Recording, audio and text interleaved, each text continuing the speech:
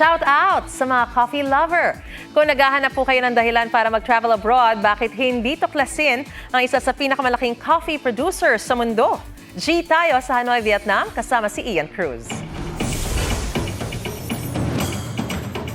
Makulay na kasaysayan, tahimik na pamumuhay, at world-class na kape. Welcome to Hanoi, Vietnam! Para kay Jappy Ferrer, isang Hanoi sa mga pinaka-budget-friendly na destinasyon sa Asia.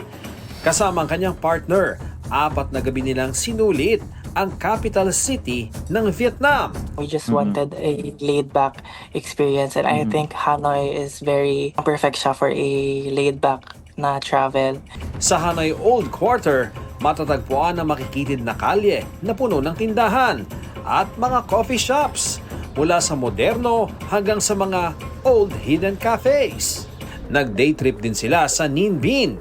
Dito matatagpuan ang Hoa Lu Ancient Capital, ang dating kabisera ng Vietnam, at ang Trang An, sakay ng bangka. Madaraanan ang mga limestone mountains at kuweba. Isa rin sa highlight ang pag-akyat sa Mua Cave Viewpoint. Halos 500 steps patungo sa tuktok.